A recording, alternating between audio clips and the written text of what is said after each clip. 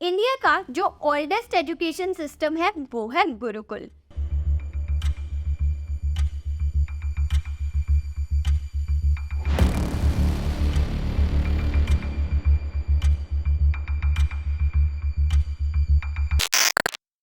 5000 BC से पहले India का लिटरेसी रेट क्लोज टू 100% हुआ करता था due to our strong education system gurukul, जिसमें स्टूडेंट्स को सारी मटेरियलिस्टिक चीज़ों को छोड़ के अपने गुरु के साथ एक ही जगह पर रहना होता था और स्टूडेंट्स को उनके टैलेंट के बेस पे मास्टर किया जाता था।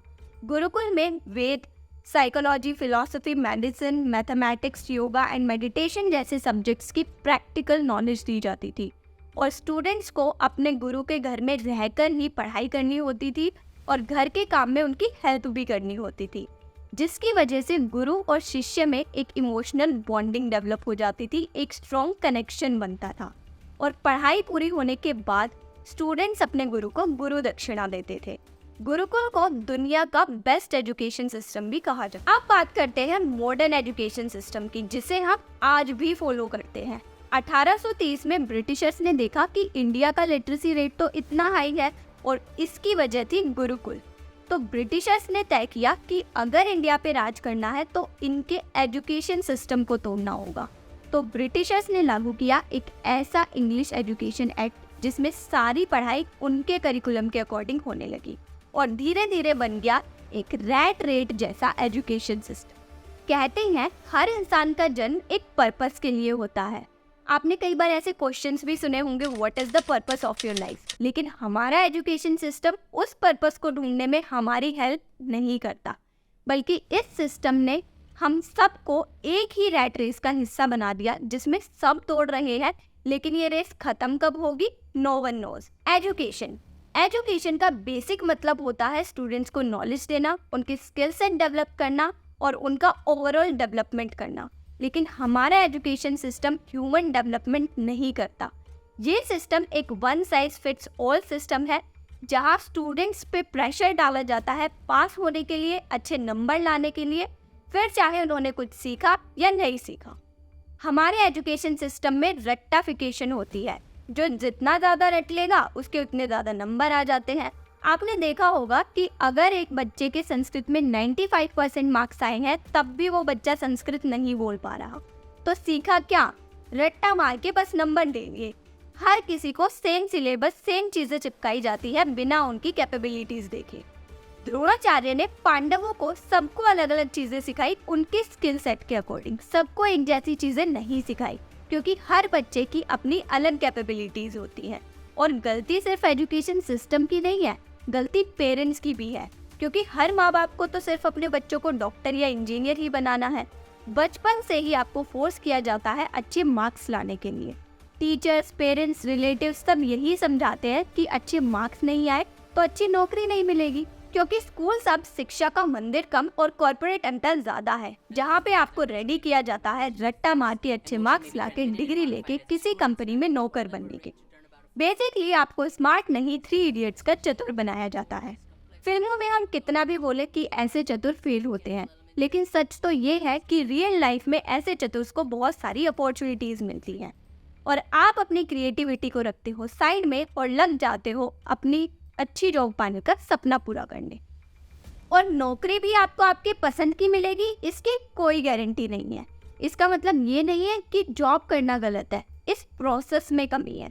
आप किसी भी सक्सेसफुल पर्सन को देख लो जिसे आप बहुत ज़्यादा सक्सेसफुल मानते हो या जिनकी तरह आप अपनी लाइफ जीना चाहते हो, आई एम 100% श्योर वो इस एजुकेशन सिस्टम की वजह से तो नहीं है। अंबानी, रजनीकांत, MS धोनी, अमिताभ बच्चन, ये लोग इस एजुकेशन सिस्टम के ट्रैप में नहीं फंसे। इन्होंने खुद सीखा, खुद की स्किल्स डेवलप की और ये इस एजुकेशन सिस्टम के भरोसे नहीं रहे। आपको काम आता है, आपके पास स्किल्स हैं, तो काम की कमी नहीं है, करने वालों की कमी है। आजकल लोग बहुत ज़्यादा फ्रस्ट्रेटेड हैं और इस फ्रस्ट्रेशन से बचने के लिए या बेटर अपॉर्चुनिटीज़ के लिए लोग देश छोड़कर बाहर पढ़ने जा रहे हैं। जस्ट इमेजिन आप एक ऐसी रेस में भाग रहे हो जहां आप एक जगह से शुरू करते हो, आपका कॉम्पिटिटर आपसे 10 फीट आगे से शुरू करता है, कोई साइकिल से, कोई कार से, कोई पैदल। तो क्या ये रेस फेयर है? नहीं ना। ऐसा ही है हमारा करंट एजुकेशन सिस्टम, जहाँ पे अनवांटेड कंपैरिजन पहले दिन से ही शुरू हो जाता है। तो सॉल्यूशन क्या है, हम क्या कर सकते हैं? अब हर चीज़ हमारे कंट्रोल में तो नहीं है, लेकिन जो हमारे कंट्रोल में है उसे तो इम्प्लीमेंट किया जा सकता है। सबसे पहले तो पेरेंट्स और टीचर्स को सपोर्टिव होना चाहिए। कई पेरेंट्स और टीचर्स का ये मानना है कि स्ट्रिक्ट पेरेंटिंग होना बहुत ज़रूरी है, तभी बच्चे डिसिप्लिन में रहेंगे, अच्छे से पढ़ेंगे, वरना बिगड़ जाएंगे। लेकिन ये सच नहीं है। रिसर्च के अकॉर्डिंग स्ट्रिक्ट पेरेंटिंग बच्चों के कॉन्फिडेंस और सेल्फ एस्टीम को कम कर देती है। क्या यार, क्यों बोलते हो ऐसे डायलॉग्स अपने बच्चों को? हमारे ज़माने में ये होता था, हमारे ज़माने में वो होता था, हमें पता है कि सही करियर ऑप्शन क्या है, तुम बस इंजीनियर ही बनोगे क्योंकि यही एक स्टेबल करियर ऑप्शन है। इंडिया के 80% इंजीनियर्स अनएम्प्लॉयड है। इसका मतलब ये है कि इंजीनियर बनने के बाद भी इंडस्ट्री को जिन स्किल्स की ज़रूरत है वो स्किल्स तो कैंडिडेट्स में हैं ही नहीं। ऐसे पेरेंट्स भूल जाते हैं समय के साथ अपने आप को अपडेटेड रखना। स्किल बेस्ड करियर ऑप्शन को ढंग से समझाया ही नहीं जाता, ढंग से एक्सपोजर ही नहीं मिलता।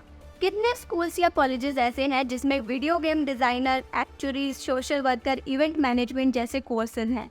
टीचर्स जो पढ़ाते हैं भूल जाते हैं उसे बाहर की दुनिया से रिलेट करना। स्कूल के सिलेबस का करियर के साथ कनेक्शन बनाना मिसिंग है, इसलिए लोगों को समझ ही नहीं आता a+b का whole square is equals to a² + b² + 2ab हमें क्यों पढ़ाया गया। इस पे कुछ फिल्में भी बनाई गई है, जैसे 3 इडियट्स, तारे ज़मीं पे, जिसमें ये दिखाया गया है कि पढ़ाई को कैसे बेटर किया जाए, एजुकेशन को कैसे इंटरैक्टिव और इम्पैक्टफुल बनाया जाए। पेरेंट्स और टीचर्स को भी यही करने की ज़रूरत है। बेटे, तुम्हारा वो प्रोफेशनल कैमरा कितने का आएगा? इस लैपटॉप के अगेंस्ट आ जाएगा ना?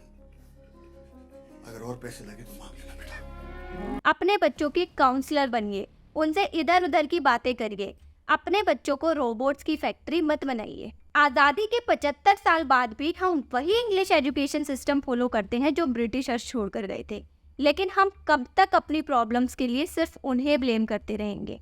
आज के एजुकेशन सिस्टम की प्रॉब्लम हमारी है और इसे हमें ही सॉल्व करना है। प्रॉब्लम ये है कि हमने इंग्लिश एजुकेशन सिस्टम के सारे नेगेटिव पॉइंट्स को तो सारा साल कैरी ऑन किया, लेकिन हमारे गुरुकुल सिस्टम के अच्छे पॉइंट्स को हम वापस लाना भूल गए। खेल खेल में एजुकेशन लेना भी एक तरीका है जिसे हम सबको इम्प्लीमेंट करना चाहिए, क्योंकि स्पोर्ट्स से ना सिर्फ physical fitness but mental fitness भी आती है। स्पोर्ट्स हमें सिखाते हैं चैलेंजेस को फेस करना, प्रेशर को कैसे हैंडल करते हैं और सक्सेस के साथ साथ फेलियर से कैसे डील किया जाता है। खेलते खेलते किसी बच्चे को फिजिक्स समझ आ गई कि बॉल को हवा में उछालो तो वो नीचे क्यों आती है। खेलते खेलते कोई बच्चा टीम वर्क सीख गया।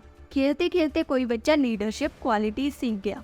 स्पोर्ट्स कोई कंपल्जन नहीं बट एज अ प्रैक्टिस हम सबकी लाइफ में होने चाहिए। जैसे नहाना, खाना, सोना ये प्रैक्टिस में है, सेम वैसे ही a playground can teach you the things that a classroom can't even imagine. आपको क्या लगता है हमारे एजुकेशन सिस्टम में क्या चेंजेस होने चाहिए? नीचे कमेंट सेक्शन में कमेंट करके ज़रूर बताना। Stay connected, stay healthy and stay happy.